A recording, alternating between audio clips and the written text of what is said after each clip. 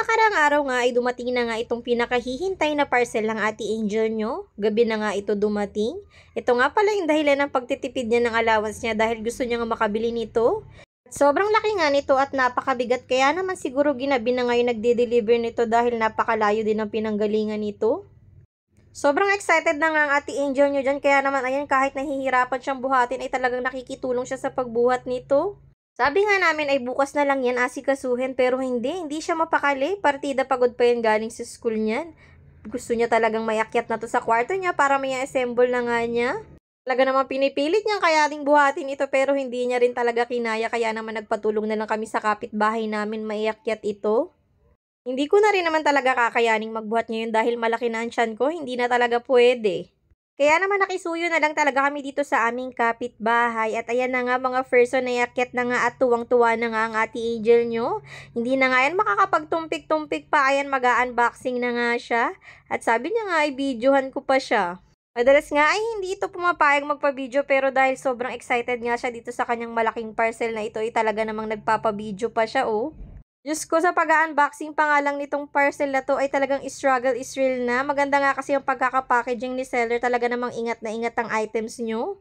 Sealed na sealed talaga siya at nakatali talaga siya ng bonggang-bongga. Kaya naman ang hirap din talagang gunting itong panali na to. Matibay pa ito.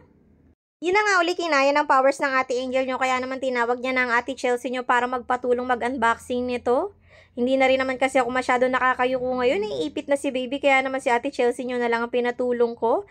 At syempre ako na lamang ang taga-video nila dito sa Gedli. Ayan na nga, to the rescue na ang Ate Chelsea nyo sa pag-unboxing nito. O talaga namang excited din naman ang Ate Chelsea nyo sa bagong gamit ng Ate Angel niya. Kaya naman sabik na sabik din siyang tulungan nito. At ayan na nga, nabuksan na. Alam nyo ba kung ano to mga person? Hulaan nyo. Gustong-gusto nga rin ng Ate Angel nyo na siya na ang magbuo nito. Sobrang excited na kasi talaga siya. At para matutunan na nga din daw niya itong i-assemble dahil madali lang naman daw ito. May kasama naman itong manual instruction kaya naman madali niya lang talaga itong ma-assemble at masusundan. So ayan na nga mga person, patawa-tawa na nga ang Ate Angel nyo dahil napapasakamay niya na nga ang bawat parts nito. Sabi ko nga sa kanya, hindi yan kakasya sa kwarto niya kaya naman tatansyahin niya nga yan agad kung talagang kakasya nga yung height nito sa kwarto niya. Maliit lang kasi ang kwarto ng Ate Angel nyo.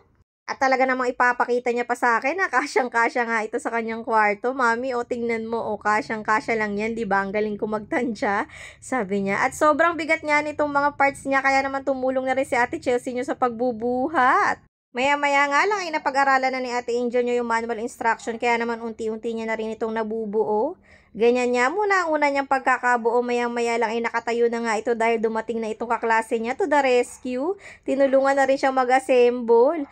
Nagkamali nga lang sila ng kabit nitong panglikuran, nagkabaliktad pero okay lang din. At ayan nga mga person, tingnan nyo naman, nabuo na nga siya. Hindi pa nga masyadong buo yung sa likuran pero tingnan nyo naman tong harapan, no? Pak na nga. Lakas din maka-aesthetic nitong cabinet ng Ate Angel nyo. Napakamura niya nga lang din ditong na-checkout kaya naman sulit na sulit din talaga. Kaya naman kung ako sa inyo, kung gusto nyo rin ito, ilalagay ko ang link sa comment section. So, ayan nga, dito nga sa likuran ay may mga maliliit na pako na dapat ipako dito para naman matibay. Kaya naman ang Ate Angel nyo ay for the pukpok na nga nitong martilyo. Tuwang-tuwa nga siya dahil nabuo niya na itong kanyang cabinet. O diba, dalaga na talaga Ate Angel nyo, may sarili na siyang ganito kagandang cabinet. At nakabili siya nito gamit ang pagtitipid ng allowance niya. Congratulations Ate Angel! Thank you for watching! Babu!